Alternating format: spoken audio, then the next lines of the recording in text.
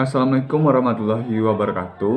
Perkenalkan, nama saya Jumatul Iksan Masuri Sukma dengan NIM 19060098, jurusan Ekonomi Bangunan, FE UNP. Tujuan saya membuat video ini adalah untuk memenuhi tugas sejarah pemikiran ekonomi dengan dosen pembimbing yaitu Dr. Alphonse Satrianto, SEME.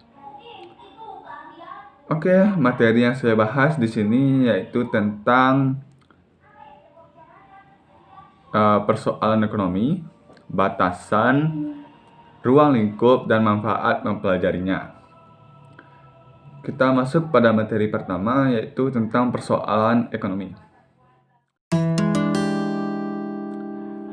Persoalan ekonomi adalah persoalan yang terjadi karena lahirnya manusia dengan segala kebutuhannya. Pada awal peradaban, kebutuhan manusia sangat sederhana. Tapi dengan seiringnya kemajuan peradaban membuat kebutuhan manusia terus meningkat dengan alat pemuas kebutuhan yang sangat terbatas. Ketidakseimbangan antara kebutuhan yang selalu meningkat dengan alat pemuas kebutuhan membuat terjadinya kelangkaan yang diperlukan, yaitu sebuah ilmu untuk mengolah dan memanfaatkan sumber daya yang terbatas, yaitu ilmu ekonomi. Kita masuk ke materi yang kedua, yaitu tentang batasan. Kata ekonomi berasal dari bahasa Yunani yaitu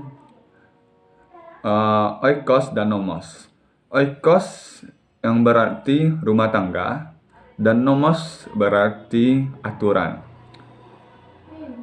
Dengan demikian, dengan bahasa sederhana, arti atau maksud dari ekonomi itu adalah kaidah-kaidah atau aturan-aturan dan cara pengolahan sesuatu di dalam rumah tangga. Ilmu yang mempelajari bagaimana tiap rumah tangga masyarakat mengolah sumber daya yang mereka miliki untuk memenuhi kebutuhan masyarakat disebut ilmu ekonomi. Itu adalah ilmu ekonomi. Definisi yang paling sering digunakan atau yang paling populer adalah salah satu cabang ilmu yang khusus mempelajari tingkah laku manusia atau golongan masyarakat dalam usahanya memenuhi kebutuhan yang relatif tak terbatas dengan alat pemuas kebutuhan yang terbatas.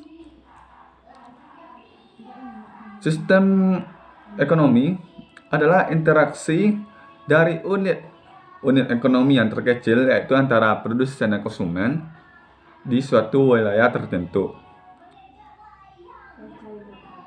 Dalam suatu sistem ekonomi tercakup seluruh proses dan kegiatan masyarakat dalam usaha memenuhi kebutuhan dengan alat pemuas kebutuhan yang terbatas. Ruang lingkup yang kita pelajari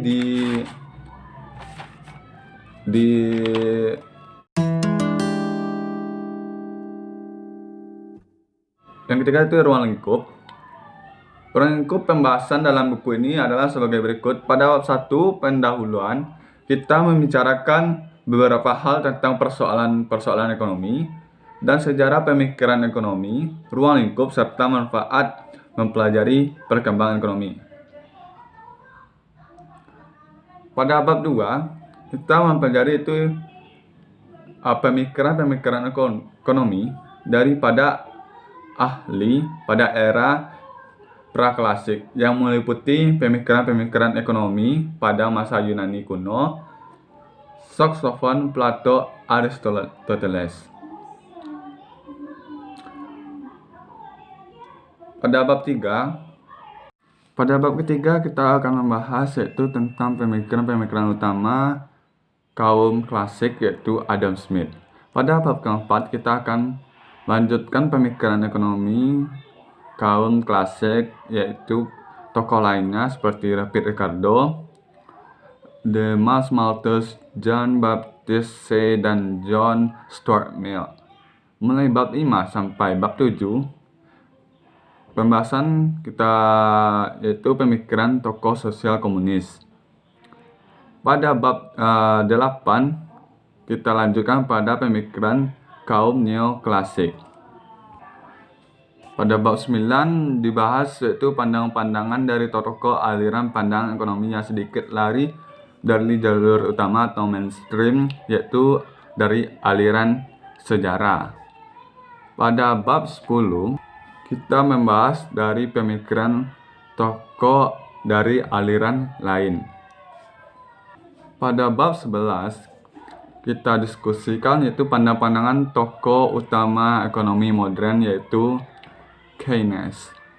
Pada bab 13, 14, 15 kita akan membahas pemikiran-pemikiran baru tentang langkah-langkah yang harus diambil dalam mengatasi masalah-masalah ekonomi yang terjadi pada tahun 80-an. Yang selanjutnya materi kita berikutnya yaitu manfaat mempelajari sejarah pemikiran ekonomi.